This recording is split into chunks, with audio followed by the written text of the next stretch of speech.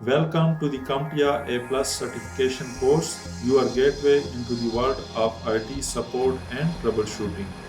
In this course, I will walk you through all the key topics you need to know for the latest CompTIA A Plus exam based on CompTIA's newest exam objectives. This course is beginner friendly but packed with essential skills you will need in real world IT roles. To make learning easier and more engaging, I have included clear visuals, diagrams, and step by step breakthroughs throughout the course, helping you understand complex concepts quickly and confidently. By the end, you will be ready to pass the exam and take your first step towards a successful career in IT. Let's get started. Welcome to our domain for virtualization and cloud computing. And objective 4.1 is explain virtualization concepts. So let's get started. So our first topic is introduction to virtual machines.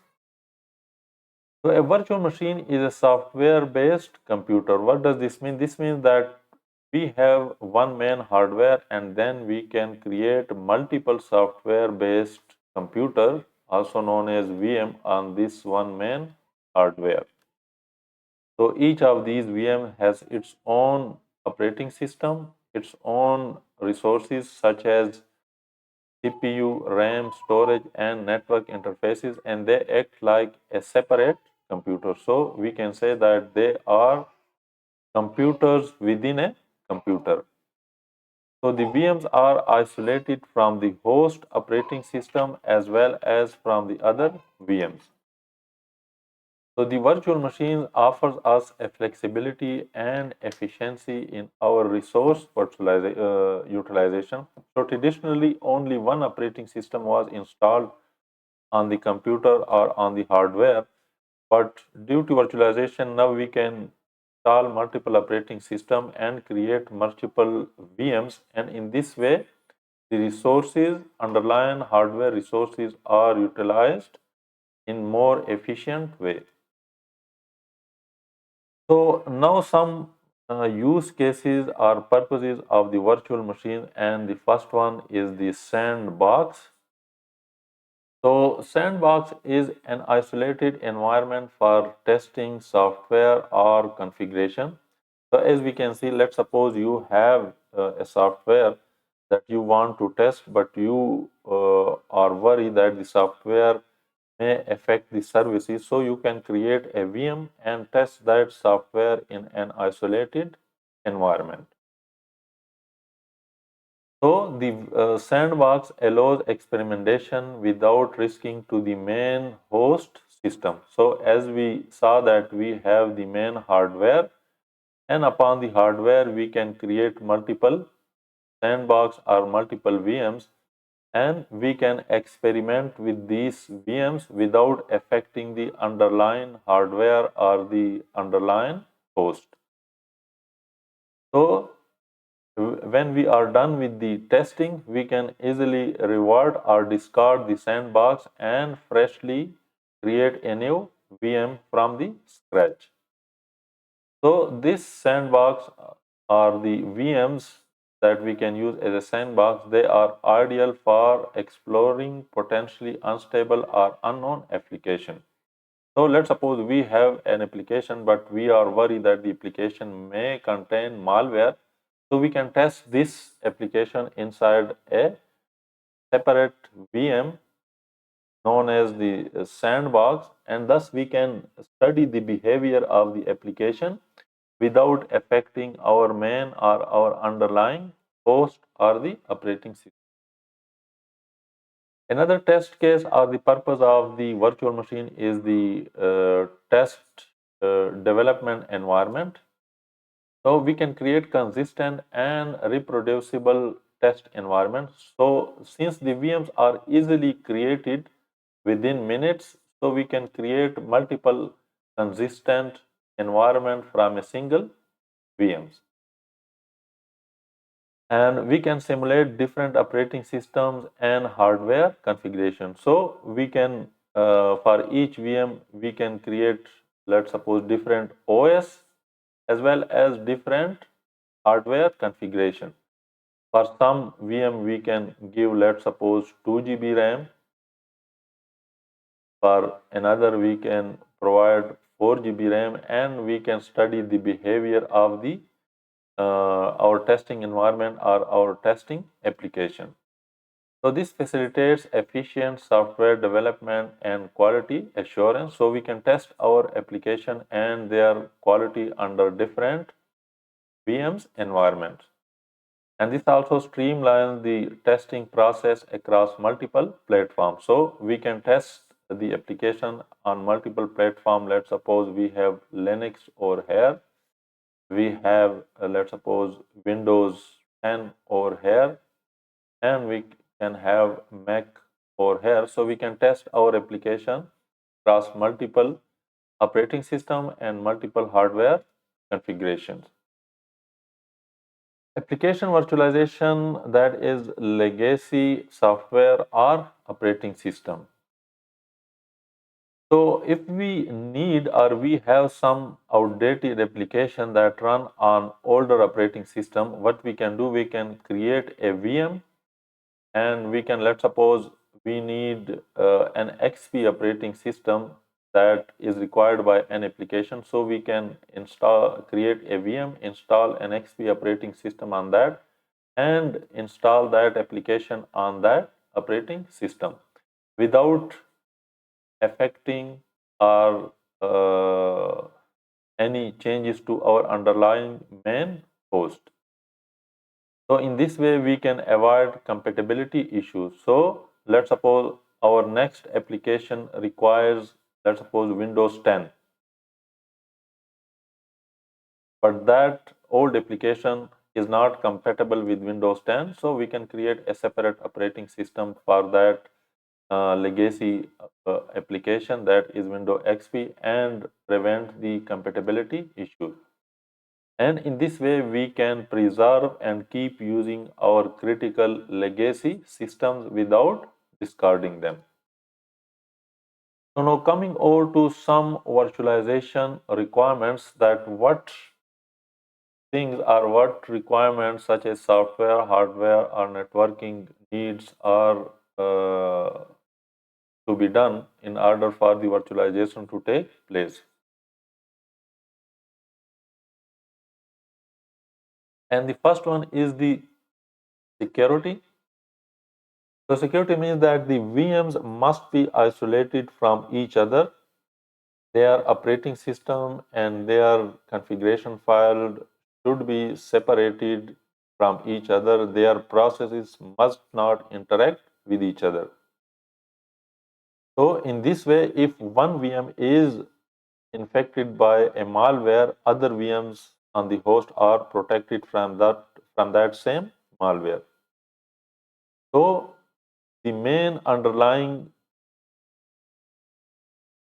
operating system of the virtualization is known as the hypervisor. So hypervisor is basically, you can say, this is, let's suppose, our hardware or our server, and hypervisor is the virtualization layer that need to be installed on that bare metal hardware for virtualization to take place. So this hypervisor must be secure and from a reputed vendor. Our second requirement is the network. So each VM needs connectivity and IP addresses. They must be provided IP addresses as per the requirement, either through DHCP or manually. So there are virtual switches also required for traffic control. So there are virtual switches, and they need to be configured for traffic control and traffic flow. And you can control the VM traffic such that they can only communicate with the internal network, or they can also communicate the external network as per the requirements. Another requirement is the storage. So each VM uses a virtual disk. So large storage is needed for virtual VM. So let's suppose if you are deploying dozens and hundred of VMs, you will need a large storage because each VM required a separate virtual disk, and they will accumulate, and you will have to configure large storage on your underlying hardware. So what does this backup app snapshot mean? So this means that each VMs have snapshots. These are images that are lightweight and needs very low storage, and they are essential for the backup solution. So if your VM, let's suppose, fails or is accidentally deleted, you can recreate the VM from these snapshots, or you can also create new VMs from these snapshots in a few clicks. So now coming over to our next topic, that is desktop virtualization. So desktop virtualization is basically accessing desktop environments remotely. What does this mean? This means that we have, let's suppose, we have Windows 10 desktop. So instead of installing these desktops on each individual clients, these desktops are remotely installed on servers and they are accessed remotely by the client. So these desktops are not directly installed over here, they are accessed over the network. So you have a centralized control and management of these desktops because you can control them from these server instead of installing or configuring each individual client. So as I said, you run these desktop machines or these operating systems on servers instead of local PC or local clients.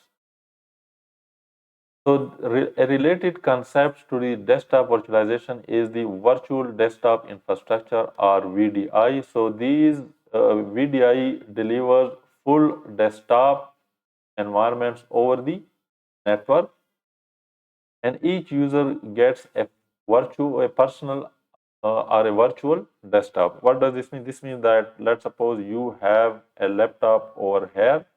So you get a VM remotely from the server over the network. So this is RTL for remote work and thin client. So thin client means traditionally we have laptops that are thick client, and these laptops has their own operating system. Thin client means that these client does not have their own operating system. The operating system is taken in the form of VM, or you can say virtual desktop over the network. Another related concept is the containers. So containers are lightweight, standalone, executable package of software, and they contain everything that is needed to run an application, that is code, libraries, and dependencies, etc. So they share the host operating system kernel, making them more resource efficient than the VMs. So here we can see that we have a server. On the top of the server we have an operating system. This operating system can be Linux, can be Windows. On top of that we have the container engine, or you can say Docker engine. And on top of that we have these environments that we talked about, the code, libraries, dependencies, etc., and the containers. So in the VMs, each VM has its own operating system, but the container does not have its own operating system. They share the underlying operating system. That's why we can say that the container are lightweight and much more resource efficient as compared to the VMs, because the operating system is heavy and required resources, and since VMs has own operating system, they required high resources as compared to the container who share resources of a single operating system. So container provide portability and consistency across different environments. What does this mean? That you can shift this container as a portable application, and you can move it anywhere to another Docker engine and they will run instantly. So now coming over to a comparison between the containers and the virtual machines. So in the case of VMs, we virtualize the hardware and run entire operating system. So here we can see each VM has its own operating system. While in case of a container, we virtualize the operating system and package application and dependency. So what does this mean? This means that this operating system is shared between containers. So in a way, we can say that we virtualize the operating system, while in the virtual machines, these hardware resources, they are shared with each VM, and each VM then install its own operating system upon these shared hardware resources. So VM has large footprints, slower boot times, and higher resource consumption. While on the other hand, container has smaller footprint, faster boot time, and lower resources consumption, as we already studied. So VMs have stronger isolation because each VM has its own operating system and is not dependent upon the underlying operating system.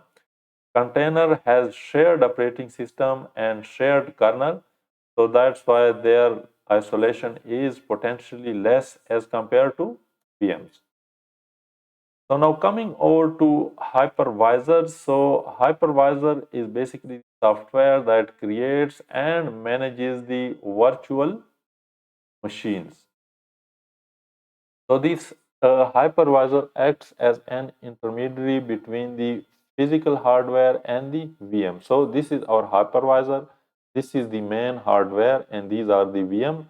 So this acts as an intermediary between our VMs and our hardware. We can say that hypervisor basically controls the hardware and provides this hardware to the VMs and controls it. So it allocates, as I said, CPU, RAM, storage, and networks to the VMs. And we have two main types of hypervisor, that is type 1 and type 2. And now we will study both of these one by one. So first of all, the type 1 hypervisor, as we can see, type 1 hypervisor is directly installed on the bare metal hardware, and upon that hypervisor we create different VMs, and each VM has its own operating system.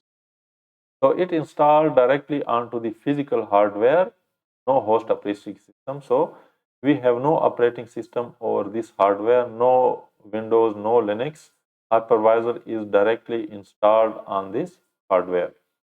It is highly efficient and performant. So this one is more efficient as compared to type 2 hypervisor. So example of type 1 hypervisor are the VMware ESXi, Microsoft Hyper-V Server, and Critics hypervisor. So these are the commercially available hypervisor and they are used by the organization and companies inside their data center. So they are commonly used in server environments and data center. The second type of hypervisor is the type 2 hypervisor. So this one runs inside a host operating system. So we have hardware. On top of the hardware, we have an operating system. Let's suppose we have Windows. And on top of that operating system, we install the hypervisor software. And on top of that, then we create VM. So it is easier to set up for personal use. What does this mean? That it means this is the type of hypervisor that we use on our personal PCs and laptops. So this hypervisor, type 2 hypervisor performance can be impacted by the host operating system. Example of type 2 hypervisor include the VirtualBox and VMware Workstation. So now coming over to the summary. So VM are basically used for full OS isolation. Each VM has its own VM, and examples of hypervisor or VM's isolation are the VMware and Hyper-V. Basically, VMware ESXi is the type of hypervisor from VMware, and this is the Microsoft hypervisor, that is Hyper-V. The VDI is used for remote desktops, and tools used for VDI, that is virtual desktop infrastructure, are Critics and Azure Virtual Desktop from Microsoft. Containers are used for app portability, for moving or exporting apps from one environment to another, and its tools are Docker and Kubernetes. Type 1 hypervisor are used inside data center and on enterprise servers. And examples include ESXi from VMware and Hyper-V from Microsoft. And type 2 hypervisor are used by individual users for local testing, and its examples include the VirtualBox and Parallels. So our objective 4.2 is summarize the cloud computing concept. First of all, an introduction to the cloud computing. So cloud computing is delivering the computing services including servers, storage, database, networking, software, analytics, and intelligence over the internet, that is over the cloud. So traditionally, we use all these services on our local PCs inside our local network. But in cloud computing, all these services are delivered over the network or over the internet. So these are offered on demand access to a shared pool of configurable computing resources. Shared pool means that these resources are offered by a company to multiple customers, so they are shared among multiple customers. Cloud provides scalability. They can be scaled up or scaled down as per the requirements, flexibility. They are easy to manage and they have the flexibility for scalability and cost efficiency. So they are cost efficient. Instead of deploying your own hardware, software, you can easily get your required resources from the cloud as per your requirement and as per your demand. So the cloud services often relies heavily on virtualization technology. So the underlying infrastructure of the cloud computing is the virtualization and the hypervisor technology that we just studied. So now coming over to different cloud deployment models. So we can deploy cloud services in different ways. So the services or cloud deployment model are chosen based on what type of control, cost, and flexibility is required. And there are four main deployment model. And the first one is the private cloud. So it is used by only one organization. So the private cloud is dedicated for only one organization. Let's suppose organization A, and it gives us more control and more security because no other user can access the resources of this cloud. And this cloud can be on-site or hosted by providers. So you can host the cloud inside your own organization, or this can also be provided by another provider, but it will be dedicated for that specific user. It will not be shared with another organization. Next one is the public cloud. So as the name indicates, this is shared among many users and many companies, and it is managed by cloud providers such as AWS, Azure, and Google.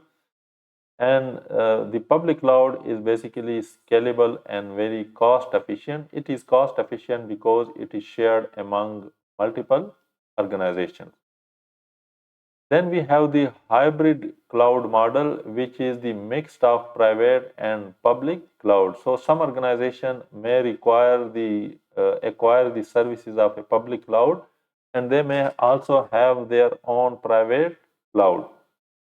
So this is because these organizations may have very sensitive data that they don't want to deploy on the public cloud. So that sensitive data stays on the private cloud, and the public cloud is used for other general purposes.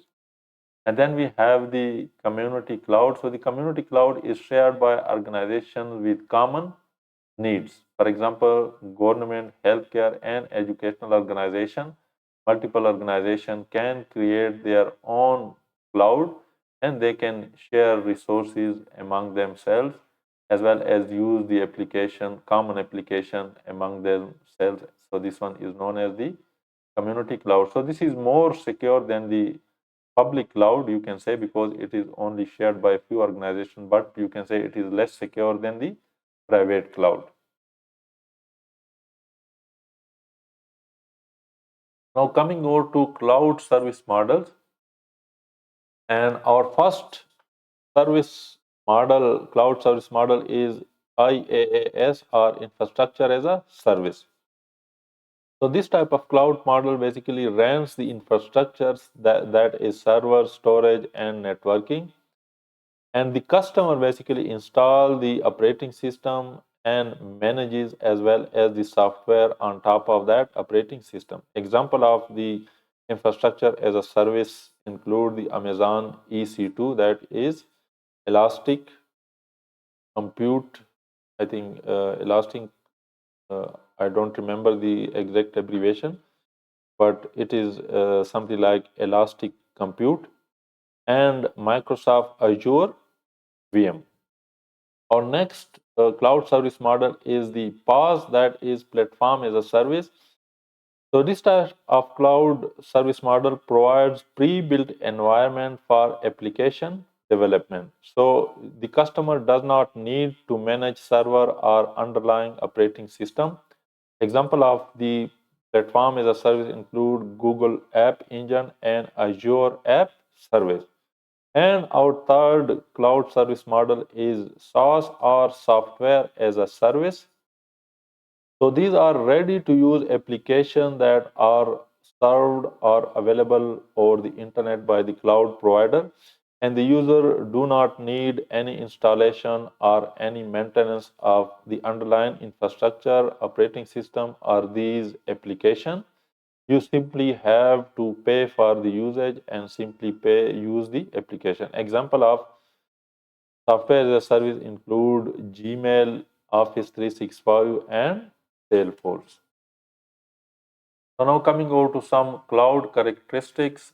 So cloud basically provides us with shared resources, and that's why it is more cost effective due to economies of scale. So cloud requires robust security and isolation mechanism. Since multiple organizations and customers are using the same resources, strong security and isolation is needed so that one customer accidentally or intentionally does not access other customers' data. So it is common in public cloud environment where multiple customers share the pool of resources. So multiple user organization utilize the same underlying physical infrastructure. That's why it has the economy of scale. So some cloud may provide dedicated resources, such as in case of private cloud. So resources are reserved for a single use or for a single organization, and this offers greater control and potential better performance, but it is also more expensive as compared to public cloud, and it is common in private cloud environment or for specific public cloud offerings. Another cloud characteristic is the metered utilization. What does this mean? This means that cloud resources are typically billed based on actual usage. So you are charged for the time being or for the resources that you actually use. It is not such that if you have subscribed for a month and if you do not use the cloud resources, you will be charged fully. So you are only charged for the resources that you use. And this model is generally known as pay as you go. So this model basically reduces the upfront cost. So you do not need to install your own hardware, your own infrastructure, operating system, cooling system, etc. So you have no upfront cost. You just pay as you go. So it allows for granular cost management. So you can manage the cost of your consumption. So it includes various metrics like compute time, or how time the compute is used, how much storage is consumed, and how much data is transferred over the network. So ingress means that data transfer inside the cloud, it is often free or has lower cost. You can also say that data uploaded to the cloud. And the egress means data transfer out of the cloud environment. Typically, this includes charges, or you can say this may be taken as the data downloaded from the cloud.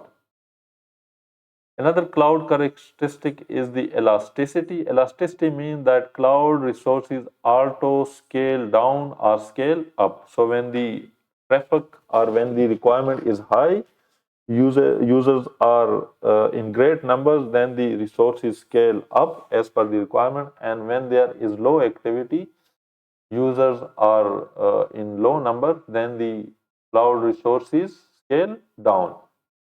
So it handles peak traffic and low demand. So when the traffic is peak, the resources are scaled up, and when demand is low, resources are scaled down, and this characteristic is basically the elasticity. So it saves cost and boosts performances. Another characteristic is the availability. So cloud is always available as long as you have the internet connectivity, and it has usually 99.9% uptime.